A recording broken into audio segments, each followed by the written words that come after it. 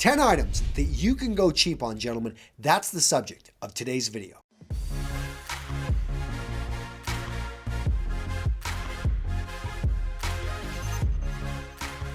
All right, gents, you ready? Here's a list. Number 1, underwear.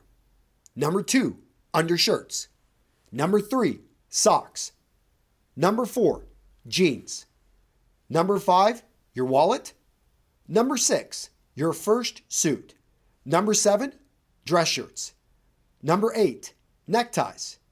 Number 9, dress shoes. And number 10, watches. And as a bonus, number 11, pocket squares. Whoa, Antonio, you are contradicting yourself. And I get it, because I just did a video talking about how do not skimp on your shoes, how you should spend good money on a suit. I talk about luxury brands in the underwear and the undershirt market. I talk about pocket squares, which cost almost $100 each. I get it. But here's the deal, as I know many of you guys have a limited amount of resources that you can spend on clothing. And you're just, you have to go cheap somewhere. But that's the wrong question. It's not about going cheap. It's about you finding a deal. The only way you're going to find a deal is you need to know what you're looking for. So something I tell guys all the time, go into the best menswear stores in your area. Go out there and expose yourself to a high quality suit, to a high quality pair of shoes, to amazing, just amazing products that are out there in menswear. Being cheap and being affordable, they're not the same thing. If you're looking for cheap things, I'm going to say skip that altogether, because you don't want cheap underwear. You don't want underwear which is going to be too tight on you, is going to react to your skin in a negative way, is going to just not feel good, have hot spots. But you can't find a great deal on underwear. Underwear that's affordable, that does the job and can get you to the point where, maybe when you're 25, maybe when you're 35, maybe when you're 65, I don't know. At some point when underwear becomes more important, all of a sudden you can make that purchase that you want to spend more money on. And that's part 2 of this, is understanding what's important to you. So this toothbrush right here costs 20 times more than this one right here. Is it 20 times better? No, of course not. I've made it through most of my life, I have to admit, with just the regular toothbrush right here. But I've switched over to electric toothbrushes. Why? Because they've got a 2-minute timer, and I have found that they just work a little bit better for my teeth as they are, being, a 41-year-old man. These are things that I've now decided this is worth the investment. It's worth it to me. And that's the next point that I want you to understand, because there are going to be people out there that say, I would never go cheap on jeans.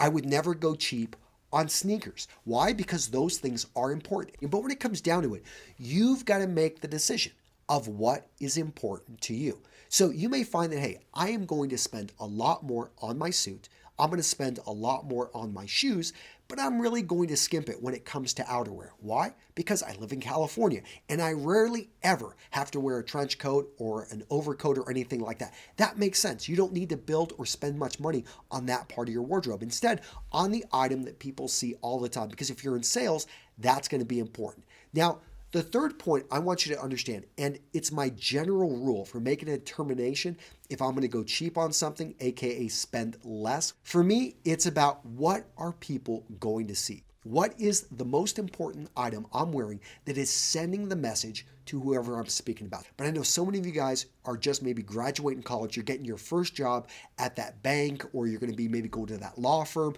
Okay, in this case, maybe buy a couple suits and focus in on fit. Make sure it's a classic style. It uses a dark color. But if you've got to compromise, yes, compromise on the fabric, which the fabric is one of the huge determinants of the cost. So maybe you're going with a 70% wool, 30% man-made fiber, maybe a 50-50 blend. At the end of the day, okay, I'm compromising quite a bit here. That's why that price is about $200 to $300 for that first suit. You're going into a large box menswear store. You're waiting for those sales to go on, and then you purchase a couple of them. You get them adjusted to fit you. That is going to be fine. In that case, yes, you did go cheap, and that was a smart decision. When it comes to shoes, I don't want you to take out a loan to go into credit card debt to buy a pair of shoes that you're not going to wear very often. But those glued shoes, they have that are $50, they may be fine for interview season while you're in college. Or for maybe if it's only something that you've got to dress in a suit, maybe once a month, once or twice a week, and they're comfortable, they work fine. And yes, they're not $300 to $500. They're not good, they're not Goodyear welted. They're not Blake stitched. These are, yes, glued. But when it comes down to it, they're going to get you through. When you've got, though, the money, when you have the resources, how about invest in yourself? And that's what I view clothing as. So another thing right here. Some people are going to say it is a waste of money to spend over $100 on a Dopp kit. But I can tell you this Dopp kit right here is beautiful. It's amazing. I mean, it's made from this beautiful leather. I mean, this is a work of art and something if you travel and you want to surround yourself with beautifully aesthetic things that hold your grooming gear, I mean, this would be a great thing to buy. This one right here was $3 or $4. I mean, it's made from it does the job. It's small though, and I like them. So understand that you can have a range of items, and when they serve their purpose, that's great. So there may be a huge price difference. At the end of the day, gentlemen, when you're spending more on clothing, what you're oftentimes buying is the convenience of working with a brand that's established, of usually you're going to pay more for higher quality. The cost of goods is going to be higher. But just because you find something that is on sale, something that's a great deal, does not make it cheap. So try to avoid the cheap, but look for the great deals. And if you've got questions, guys, write them down in the comments here on YouTube. Go over to our Facebook group, which I'm going to link to down in the description.